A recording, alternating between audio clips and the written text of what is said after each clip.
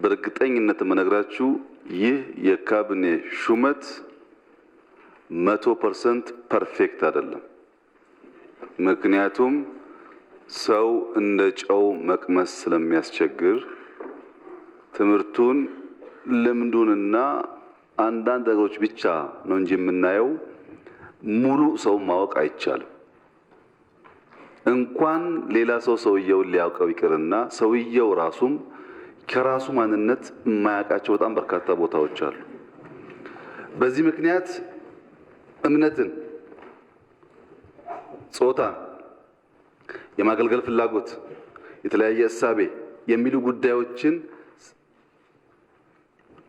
እንደ ክራይቴሪያ ስንወስድ ሌሎች ማየት የሚገባን ብንጠቀምባቸው የሚያስፈልጉ የቀሩ ሰዎች ወይም በንጽጽር ደግሞ ባይገቡምላቸው ሰዎች በየመድረኩ እኛም ስነጋገር ይነሳል፣ በመንግስት ውይይትም ይነሳል። እዚህም ቢነሳ አግባብነት ያለው ነገር ነው። ፐርፌክት ነገር አይጠበቅም። መንግስት የፐርፌክቶች ስብስብ አይደለም፣ ማገልገል የሚፈልጉ ሰዎች ስብስብ ነው። ይሄን መግራትና መምራት ፕራይመርሊ ከዚህ ምክር ቤት የሚጠበቅ ይሆናል። ማክሲመም ጊዜ ወስደን ማድረግ የቻልነው ይሄንን ነው። አሁንም ደግመን ብንወያይ ጠቅላይ ሚኒስትሩም ይሁኑ አፈጉባኤም ይሁኑ ብዙ የሚፈተሽ ነገር ይኖራቸዋል። ታግዛላችሁ በሚል እሳቤ ካልሆነ በስተቀር በቅቶ ያለቀ ሰው የለም። ይሄን በጥቅሉ ማየት ጥሩ ይሆናል። ሁለተኛው አንድ የተከበሩ የምክር ቤት አባል ስለ ኤዱኬሽን ያነሱት ኤዱኬተር ነኝ ያሉት እና ስለ አቶ ብርሃኑ ያነሱት ያው እርሶ በሙያው እንደሚያውቁት ኤዱኬተር ማለት የትምህርት ሚኒስቴር ማለት አይደለም። ኤዱኬተር ማለት እውቀትን ኢንፎርሜሽን የሚሰጥ የሚያስተላልፍ ሰው እንጂ እውቀትን የሚያስተላልፉ ሰዎች ሰብስቦ ለአንድ ለተቀመጠለት ግብ ስኬት የሚመራ ማለት አይደለም። እንደዚያማ ከሆነ ማን ነው ጠቅላይ ሚኒስትርነት ተምሮ የመጣው? የለም እኮ ጠቅላይ ሚኒስትሩ የሆነ ኤሪያ ነው ያላቸው እውቀት እንጂ በሁሉም ነገር ላይ ጠቅላይ ሚኒስትር ለመሆን የሚያስችል ብቃት የላቸውም። በእናንተ ደግነትና መልካም ፍቃድ ጠቅላይ ሚኒስትር ቢሆኑ እና እርሶ እንዳሉት የትምህርት ስርዓቱ በእውቀት መመራት በጣም ትክክለኛ ሀሳብ ነው። ግን በኤዱኬተርስ አይደለም። ኤዱኬተርስ አስተምሩ፣ እናንተ እንድታስተምሩ የሚፈለገው እንጂ እንድትኖሩ አይፈለግም። አይፈለግም ማለት መሪ ከእናንተ አይወጣም ማለት ደግሞ አይደለም። ከእናንተም ውስጥ መሪዎች ሊወጡ ይችላሉ። መምራትንና ኤዱኬሽን አንድና አድርገን መውሰድ የለብንም። በትምህርት ስርዓቱ እርሶ እንደሚያውቁት ለምሳሌ የምርምር ጉዳይ ይነሳል፣ የቴክኖሎጂ ጉዳይ ይነሳል፣ የማስተማር ስኪል ጉዳይ ይነሳል፣ የካሪኩለም ዝግጅት ጉዳይ ይነሳል። ይሄ ሁሉ በኤዱኬተር ውስጥ ሊካተት አይችልም። ነገር ግን ሚኒስትሩ እንደነዚህ አይነት ሙያተኞች እርሶን ጨምረው ተጠቅመው የተሻለ ተቋም ያደርጉታል የሚል እምነት አለኝ እንጂ በሁሉም መስክ ሰው በተማረበት የሚባለው ነገር በኋላም አንድ የተከበሩ ምክር ቤት አባል አንስተውታል ከውጭ ጉዳይ ጋር አያይዘው። እኔ በእርግጠኝነት የምነግራችሁ ፒኤስአር ሄዶ የመጀመሪያ ዲግሪ፣ ሁለተኛ ዲግሪ፣ ሶስተኛ ዲግሪ የወሰደ ሰው ውጭ ጉዳይ ሚኒስትር መሆን አይችልም። ፔሬድ። እሱ ኢንፎርሜሽን የቃረምንበት ነው። ያ የቃረምነውን ኢንፎርሜሽን ተግብሮ ወደ ስራ መግባት ሌላ ፈተና ነው። ሰው ጋር ዲል ማድረግና መጽሐፍ ጋር ዲል ማድረግ የተለያየ ነገር፣ ልምድ ይፈልጋል ስራው። ሁሉም ነገር ግብርናውም ይሁን ሌላውም ነገር እዚህ ያላካተትናቸው በጣም ምርጥ ብቃት ያላቸው ሰዎች በተቻለ መጠን በሚኒስትር ዴታ ደግሞ ተካተው ቲሙን ጠንካራ እንዲያደርጉ ጥረት ይደረጋል። ምክንያቱም ቦታው የምታውቁት ውስን ስለሆነ ሁሉም ሰው ስለማያውቅ እንጂ እዚህ እንኳን የሚያጓጉ ሰዎች ይኖራሉ። ወይ በብሔር ምክንያት፣ ወይ በእምነት ምክንያት፣ ወይ በጾታ ምክንያት ክራይቴሪያ ሰፊ ስለሆነ ይቀራል ሰው ማለት ነው። ይህንን ጉዳይ ታሳቢ ማድረግ ጠቃሚ ይሆናል። ተፎካካሪን በሚመለከት መላው የኢትዮጵያ ሕዝብ እንዲገነዘብ የምንፈልገው ነገር ለተቃዋሚ ፓርቲዎች የሰጠነው ቦታ ለይስሙላ ሰጥተዋቸዋል እኮ ሚኒስትር ሆነዋል እንዲባል አይደለም። ለምሳሌ ለአብን ሊቀመንበር የሰጠነው ቦታ በ10 ዓመት እቅዳችን ከአምስቱ ወሳኝ ፒላር አንዱን ነው። ለይስሙላ ሰጠን ለማለት አይደለም። ያግዛሉ፣ ሀገራቸውን ያገለግላሉ ከሚል እምነት ነው። እንደግፋቸዋለን፣ እናንተም ትደግፋላችሁ፣ እርግጠኛ ነኝ ውጤት ያመጣሉ የሚል እምነት አለ እንጂ ዝም ብሎ ከዚህ ቀደም ለምሳሌ የአጋር ክልሎች ከአፋርና ከሶማሌ ሚኒስትርነት ሲሾም ታውቃላችሁ የሚሰጣቸው አካባቢ ያን አንፈልግም እኛ ተቃዋሚም ይሁን ከአጋር አካባቢ በጣም ከአጋር የለም ከእንደዛ አይነት አካባቢ የሚመጡ ሰዎችም ሴንተርና ፐሪፈሪ ሳይባል በሙያቸው ብቃታቸው እንዲያገለግሉ ነው የምንፈልገው። እና የተቃዋሚ ፓርቲዎች ቅድም እንዳነሳሁት ተቋም መምራት በባህሪው በቴሌቪዥን ከምናደርገው የፖለቲካ ክርክርና ንግግር ይለያል። ለሱ ቅድም እንዳነሳሁት ድጋፍ እየተደረገላቸው ውጤት ያመጣሉ ብለን ማየት ጥሩ ይሆናል። አቶ ብርሃኑ ዶክተር ብርሃኑ ነጋ ትምህርት ሚኒስቴር ከሚሆኑ ኢኮኖሚክ ኤሪያ ቢመሩ አይሻልም ወይ ለተባለው ጥያቄ ልምዳቸውን ስናይ ኢኮኖሚክስ ተማሩ እንጂ ከኢኮኖሚክስ ሚኒስቴር ጋር የሚያያዝ ምንም ልምድ የላቸው። ኢኮኖሚክስ ተምረው ግን ህይወታቸውን በሙሉ መምህር ነበሩ፣ ፕሮፌሰር ነበሩ፣ በአገር ውስጥም በውጭም የተሻለ ልምድ ያላቸው በሙያቸው ብቻ ሳይሆን ከማስተማር ጋር በሚያያዙ ኤሪያ ስለሆነ የትምህርት ስርዓታችንን ለማዘመን ያግዛሉ ተብሎ ታምኖበት ነው የተመደቡት። ይህ እንደሚሆን ተስፋ ይደረጋል። እሳቸውን በሚመለከት በፖለቲካ ክርክር ጊዜ ስላነሷቸው ሀሳቦች እና አንዳንድ ጉዳይ በኋላ አንድ እህቴ በኦሮምኛ ያነሱት ያው መለመድ ያለበት ነገር የፖለቲካ ክርክር ጊዜ ሁሉም ሰው ይናገራል። ብልጽግናም በጣም ብዙ ነው የሚናገረው። በሚናገረው ልክ መተግበሩ ገና የሚታይ ጉዳይ ነው የሚሆነው። በምርጫ ክርክር ጊዜ የተናገርኩትን ቃሌን ጠብቃለሁ የሚል ስብስብ ካለ እቺ ሀገር ትበለጽጋለች። በምርጫ ጊዜ ያችን መድረክ ብቻ ለማሳመን የምንናገር ከሆነ ተቃዋሚ ብቻ ሳይሆኑ እኛም በጣም ብዙ ፈተናዎች ይጠብቁናል እና እኔና አቶ ደመቀ ለምክትል ጠቅላይ ሚኒስትርና ጠቅላይ ሚኒስትርነት በፓርቲ ብንወዳደር ኖሮ ብዙ እንወቃቀስ ነበር እንደ ሂላሪና እንደ ኦባማ።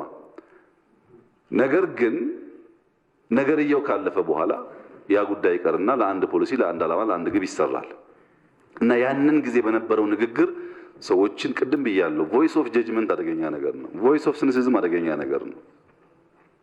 እነሱን ነገርተን በተግባር ሰጥተን ሉዝ የምናደርገው ነገር እንኳን ቢኖር ጌን የምናደርገው ይበልጣል።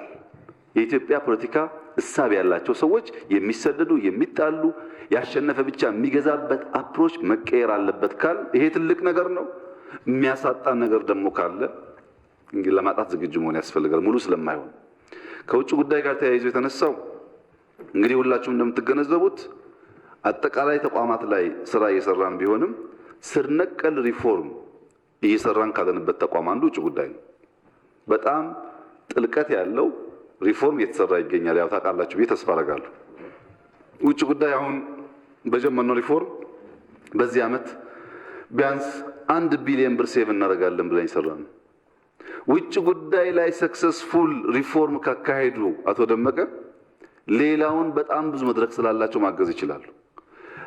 ጥያቄው ሲነሳ ውጭ ጉዳይ ላይ ካለ ጉጉት ኮንሰርን እንደሆነ ገብቶኛል። ለዛ ነው እሳቸው የመደብ ነው። ውጭ ጉዳይን በደንብ ይዘው ካልቀየሩት ሪፎርሙን ካልቀየሩ በስተቀር ውጤት አናመጣም ብለን ነው እሳቸው የመደብ ነው እና ባለፉት ወራት ዓመት ያልሞላ ጊዜ ውስጥ ያው የሰሩትን ስራ ሁላችሁም ታውቃላችሁ። የውጭ ጉዳይ ስራ ግን የውጭ ጉዳይ ሚኒስቴር ስራ ኢትዮጵያን ከውጭ የሚያገናኛትን ስራ በሙሉ የሚሰራ አይደለም። የፓብሊክ ዲፕሎማሲ በውጭ ጉዳይ አይተካም። ይሄ ፓርላማ የሚሰራው ዲፕሎማሲ በውጭ ጉዳይ አይተካም። በዲያስፖራ ያሉ ዜጎቻችን የሚሰሩት ዲፕሎማሲ በውጭ ጉዳይ አይተካም። አልቲሜትሊ የውጭ ጉዳይ የኢትዮጵያ መጨረሻ የውጭ ጉዳይ ስራ ጫፉ ደግሞ በጠቅላይ ሚኒስትሩ የሚሰራ ነው። እሱንም አይተካም። ሁላችን የሀገራችንን ክብር የሀገራችንን ልዕልና ለማሳወቅ በጋራ መስራት ይጠበቅብናል። አሁን ተቋሙን ለመቀየር ግን የእሳቸው እዛ መሄድ እንዲያውም ስጋቱን የሚቀንስ ይመስለኛል። እዚህ መተጋገዝ ያስፈልጋል የተባለው ትክክል ነው፣ ያስፈልጋል፣ ያግዛሉ በሁሉም ስራ። ይሄን ደግሞ ይበልጥ ቢያግዙ ይጠቅማል በሚል ነው። እንግዲህ በድምሩ የተከበረው ምክር ቤት እንዲገነዘብ የምፈልገው ነገር ትልቅ ህልም፣ ትልቅ እቅድ፣ ትልቅ ሀሳብ ይዘናል። ግን ውሃና ሚራዥ እንዳይቀላቀልብን። በበረሃ የሚጓዝ አንድ ግመል ጎታች ሰው የውሃ ጥም ስለሚያስቸግረው በርቀት ሚራዥ ባየ ቁጥር ውሃ ያየ ይመስለዋል። ውሃ ያየ መስሎት በከፍተኛ ትጋት ቦታው ሲደርስ ውሃ ሳይሆን ያየው ሚራጅ ስለሆነ የውሃ ጥሙን አይቆርጥለትም፣ እንዲያውም ያበሳጨዋል። ነገር ግን ቀና ብሎ ሲመለከት ሌላ ሚራጅ አለ፣ ሌላ ውሃ የሚመስል ስዕል አለ። ያ ውሃ የሚመስል ስዕል እያየ ይንደረደራል፣ ይጓዛል። ከብዙ ጉዞ በኋላ ያለመውን ውሃ ሊያገኝ ይችላል። ለኢትዮጵያ የሚያስፈልጋት ጥም ቆራጭ እንጂ ውሃ መሳይ አይደለም። ጥም የሚቆረጠው በትጋት፣ በስራ፣ በሐቀኝነት፣ ሀገርን በመውደድ በመተባበርና በመደመር ስፕሪት ነው። ተባብረን ከሰራን ምን አይነት ድንቅ ሀገር እንዳለን በአጭር ጊዜ ውስጥ ማየት እንችላለን። ስለዚህ በብልጽግናና በአብን መካከል ብዙ የሚያከራክሩ ጉዳዮች ነበሩ። አሁን አብረን ስንሰራ ግን በጣም ብዙ የሚያቀራርቡ ጉዳዮች ይፈጠራሉ። ለምን? ሁለታችን ሀገራችን ስለምንወድ። በኢትዮጵያና በብልጽግናና በኦነግ መካከል ብዙም ያለያዩ ጉዳዮች ነበሩ። አብረን ስንሰራና የኢትዮጵያን ልክ መገንዘብ ስንጀምር ብዙ ጉዳይ ያቀራርበናል። በብልጽግናና በኢዜማ መካከልም እንደዚሁ። ፓርቲዎች በሚመለከት ግን በደቡብ፣ በአማራ፣ በአዲስ አበባ፣ በአፋር፣ በሁሉም ክልሎች ሊባል በሚችል ደረጃ የፖለቲካ ፓርቲዎች ለማሳተፍ ጥረት ተደርጓል። አሁንም ይደረጋል። አሁንም ጥረት ይደረጋል። ለምሳሌ የእናት ፓርቲ ሊቀመንበር የአዲስ አበባ ካቢኔ እንዲሆኑ ጥያቄ አቅርበንላቸው እሳቸው ፈቃደኛ ቢሆኑም ፓርቲው አልፈቀደላቸውም።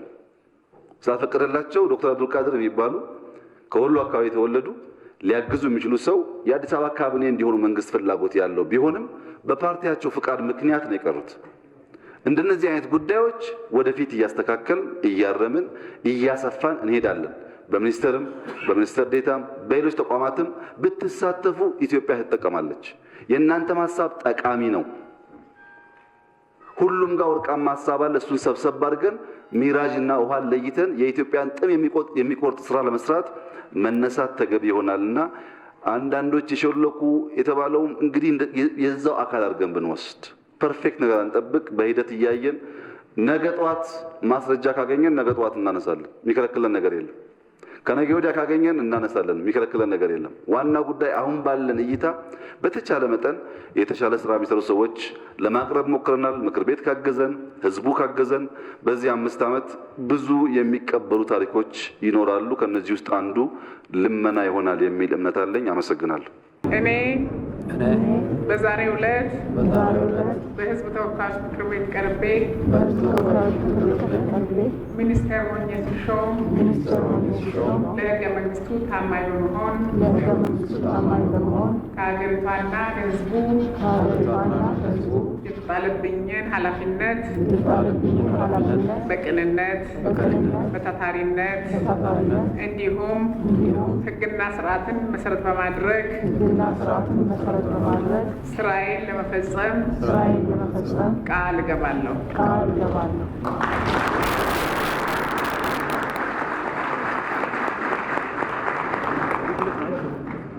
ለተሿሚ የካቢኔ አባላት መልካም የሥራ ዘመን እንዲሆን በራሴና በምክር ቤቱ ስም እመኛለሁ። ክብርት ወይዘሮ መዓዛን እጅግ አድርገን እናመሰግናለን። ማሳሰቢያ፣ ቅድም ክቡር ጠቅላይ ሚኒስትር የእናት ፓርቲ ያልኩት የነጻነትና እኩልነት ፓርቲ ነው ብሎ አስተካክለዋል። በዛ እንዲወሰን ለማለት ነው። የምክር ቤቱ አንደኛ ልዩ ስብሰባ በዚህ ላይ ያበቃል። ክቡር ጠቅላይ ሚኒስትርን እና ከፍተኛ አመራሮችን አስቀድማችሁ እንድትሸኙ ጠይቃለሁ።